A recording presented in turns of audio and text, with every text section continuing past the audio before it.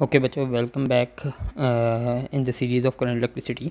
अच्छा बच्चों, last class में हम लोगों ने करंट इलेक्ट्रिसिटी की डेफिनेशन को अंडरस्टैंड किया था, इलेक्ट्रिक करंट को डिटेल में अंडरस्टैंड किया था।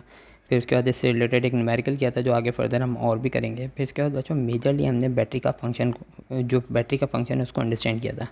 बच्चों बैटरी के फंक्शन को फर्दर आगे और भी डिस्कस करेंगे जब हम पोटेंशियल डिफरेंस, वोल्टेज और ईएमएफ को देखेंगे। इसको और भी डिस्कस करेंगे। ठीक है बच्चों, आज हम लोग इससे आगे कंटिन्यू करते हैं। ठीक है, चैप्टर को बच्चों असल में मैं आपको यहाँ बताना चाहता हूँ, यहाँ दो तीन चीज़ें। ठीक है, एक बच्चों पहली चीज़ ये है कि मेटल के अंदर चार्जेस का फ़्लो होता क्यों है। ठीक है, बहुत इंपॉर्टेंट बात है। इंसुलेटर के अंदर क्यों नहीं होता। ठीक है, मेटल के अंदर चार्जेस का फ़्लो होता क्यों है, इंसुलेटर के अंदर क्यों नहीं होता। बच्चों आप देखें बच्चों, यहाँ जो मेटल है ना, ठीक है बच्चों, मेटल जो है वो हर ऑब्जेक्ट एटम से मिलकर बना हुआ है। ठीक है, तो बच्चों मेटल के अंदर फ़र्ज़ करें ये एटम्स हैं। ठीक है, एटम तो बच्चों कंजस्टेड होते हैं। ठीक है, तो बच्चों ये इसके ऑर्बिट हैं, ऑर्बिट में इलेक्ट्रॉन मूव करते हैं, आपको पता है। ठीक है, ऑर्बिट में इलेक्ट्रॉन मूव करते हैं। तो बच्चों ये आपके पास मेटल आ गया। ठीक है, और बच्चों ये आपके पास इंसुलेटर है। ठीक है, यहाँ आपके पास इंसुलेटर है। बच्चों ऑब्वियस है, हमने तो यही पढ़ा है ना कि जितने भी मैटर हैं सब एटम से मिलके बने हुए हैं। तो बच्चों ये भी एटम से मिलके बना हुआ है। ठीक है, ये क्या है बच्चों, इंसुलेटर। बच्चों इंसुलेटर और मेटल में फ़र्क क्या है बच्चों, इसमें चार्जेस का फ़्लो क्यों होता है। ठीक है, फ़्लो ऑफ चार्जेस, ठीक है, इसमें क्यों होता है और इंसुलेटर में क्यों नहीं होता। इस चीज़ को पहले अंडरस्टैंड करेंगे, और होता कैसे है इस चीज़ को भी हम लोग अंडरस्टैंड करेंगे। होता क्यों है पहले ये देखते हैं।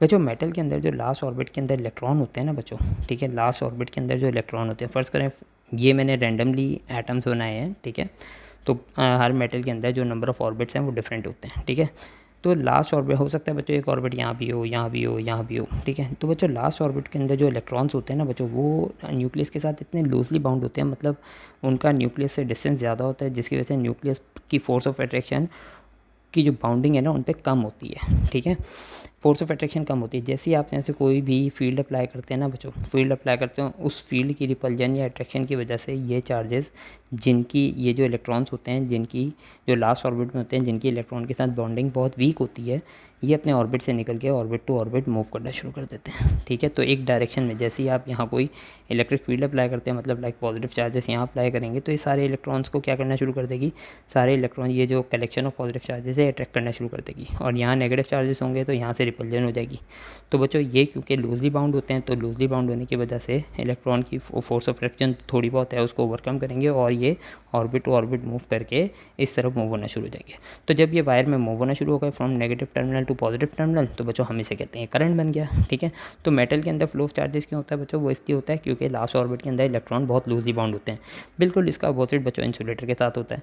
तो इंसुलेटर में जो लास्ट ऑर्बिट में इलेक्ट्रॉन्स होते हैं बच्चों, वो इतने स्ट्रांगली बाउंड होते हैं। ठीक है, उन पे जो न्यूक्लियस की फोर्स ऑफ अट्रैक्शन है वो इतनी ज़्यादा होती है कि आप अगर यहाँ कोई फील्ड अप्लाई भी करते हैं ना, तो फील्ड इन पे जब फोर्स ऑफ रिपल्जन लगाती है, तो वो फोर्स ऑफ रिपल्जन न्यूक्लियस की जो फोर्स ऑफ अट्रैक्शन है उससे बहुत कम होती है। ठीक है, मतलब वो फोर्स ऑफ रिपल्जन जो है इन इलेक्ट्रॉन्स को ऑर्बिट से बाहर निकाल नहीं पाती। ठीक है, जिसकी वजह से बच्चों इंसुलेटर के इलेक्ट्रॉन अपने ही ऑर्बिट में घूमते रहते हैं, वो आगे फ्लो नहीं करते, तो हम कहते हैं बच्चों इंसुलेटर में करंट का फ्लो नहीं होता। ठीक है बच्चों, तो यहाँ बच्चों ये इस इमेज के अंदर मैंने यही समझाने की कोशिश की है कि लास्ट ऑर्बिट के अंदर जो इलेक्ट्रॉन है वो लूजली बाउंड है। ठीक है, तो वो ऑर्बिट टू ऑर्बिट मूव करके आगे फ्लो कर जाते हैं, और जब बच्चों फ्लो करते हैं किसी भी फील्ड, किसी भी फोर्स की वजह से, तो हम इसे क्या कहते हैं बच्चों, किसी भी वर्क डन की वजह से, तो हम इसे क्या कहते हैं बच्चों, ये हमारे पास करंट बन गया है। ठीक है, मेटल के अंदर करंट है। ठीक है, तो बच्चों यहाँ से एक और बात क्लियर हो गई है कि मेटल के अंदर, यहाँ ये बात क्लियर हो गई कि मेटल के अंदर चार्जेस का फ्लो क्यों होता है और इंसुलेटर में क्यों नहीं होता। ठीक है, नंबर 2 बच्चों, मेटल के अंदर in metal positive charges proton never moves, current in metal is always due to negative charges और इलेक्ट्रॉन। तो बच्चों ये बात क्लियर है कि बच्चों पॉजिटिव चार्जेस तो फंसे हुए होते हैं न्यूक्लियस के अंदर। ठीक है, पॉजिटिव चार्जेस तो न्यूक्लियस के अंदर बाउंड होते हैं। तो जब एटम मेटल के अंदर, मेटल तो सॉलिड है, मेटल के अंदर जब एटम मूव ही नहीं कर सकते, तो इसका मतलब पॉजिटिव चार्जेस न्यूक्लियस से निकल के मूव नहीं कर सकते। जो भी फ्लो होगा बच्चों किसकी वजह से होगा, इलेक्ट्रॉन के फ्लो की वजह से। Electron orbit to orbit move करेंगे। ठीक है, पॉजिटिव चार्जेस की फ्लो की वजह से मेटल के अंदर करंट नहीं होता, इलेक्ट्रॉन की वजह से होता है। ठीक है, अच्छा बच्चों इसके अलावा बच्चों अगली बात क्या लिखी हुई है यहाँ पे, अगली बात ये लिखी हुई है बच्चों के in liquids electron in liquid gases in liquids और gases current could be due to both negative and positive charges. तो बच्चों ये बात सही है। मेटल के अंदर जो करंट होगा ना बच्चों, वो सिर्फ किसकी वजह से होगा, वो होगा सिर्फ नेगेटिव इलेक्ट्रॉन्स की वजह से, ठीक है। पॉजिटिव चार्जेस मूव नहीं कर सकते हैं, ठीक है। ये आपको रीज़न मैं बता चुका हूँ। बट अगर बच्चों अगर हम लोग लिक्विड्स की बात करें या गैसेस की बात करें तो बच्चों उनमें जो करंट होगा वो दोनों चार्जेस के फ्लो की वजह से हो सकता है, क्योंकि लिक्विड और गैसेस के अंदर इतना स्पेस होता है कि एटम मूव कर सके, ठीक है। एटम एक जगह से दूसरी जगह मूव कर सके। बच्चों ये फ़र्ज़ करो ये इलेक्ट्रोड है, ठीक है। यहाँ आपने बैटरी कनेक्ट कर दी, ठीक है, और अंदर सोल्यूशन है, ठीक है। आपने केमिस्ट्री में एक्सपेरिमेंट किया होगा। तो बच्चों अगर फ़र्ज़ करें एक एनोड होता है एक कैथोड होता है, ठीक है। एनोड पे पॉजिटिव चार्ज होता है, कैथोड पे नेगेटिव चार्ज होता है। तो बच्चों होता ये है कि ट्रांसफ़र ऑफ इलेक्ट्रॉन होता है, ठीक है। फ़र्ज़ करें नेगेटिव चार्जेस इधर जा रहे हैं तो पॉजिटिव चार्जेस इधर आ रहे हैं, ठीक है। तो बच्चों ये पॉजिटिव चार्जेस भी मूव कर रहे हैं और नेगेटिव चार्जेस भी मूव कर रहे हैं। तो इसके अंदर इस केस के अंदर आपको जो करंट मिलेगा लिक्विड के अंदर वो due to the motion of both charges मिलेगा, due to the flow of both charges. Negative और पॉजिटिव चार्जेस दोनों मूव करेंगे। क्यों? क्योंकि गैस और लिक्विड में इतना स्पेस होता है कि प्रोटॉन भी मूव कर सके और इलेक्ट्रॉन भी मूव कर सके, ठीक है बच्चों। तो मेटल के अंदर जो करंट होगा वो सिर्फ किसकी वजह से होगा, इलेक्ट्रॉन के फ्लो की वजह से, ठीक है। बट गैस और लिक्विड के अंदर जो करंट होगा वो किसकी वजह से होगा, वो it could be due to both positive, due to the flow of both positive and negative charges, ठीक है। तो ये हो सकता है, ठीक है, क्योंकि उसमें स्पेस होता है। अच्छा बच्चों ये जो मैंने बात की है ना कि मेटल के अंदर आपके पास क्या फ्लो करता है, करंट होता है just due to flow of negative charges. ये हमने लॉजिकली अंडरस्टैंड किया है, ठीक है। जो हमारी आज तक की स्टडी है मेटल से रिलेटेड या मैटर से रिलेटेड उसके अकॉर्डिंग अंडरस्टैंड किया बच्चों। इस चीज़ को मैं आगे चेंज भी करूँगा। अच्छा तो बच्चों आगे देखते हैं बच्चों, आगे नेक्स्ट हमारा कॉन्सेप्ट क्या है बच्चों। नेक्स्ट कॉन्सेप्ट है हमारा कन्वेंशन करंट, ठीक है। तो यहाँ देखते हैं बच्चों कन्वेंशन करंट, ठीक है। अभी बच्चों मैंने रिसेंटली बात की कि मेटल के अंदर जो करंट होता है वो किसकी वजह से होता है, due to the flow of negative charges, ठीक है।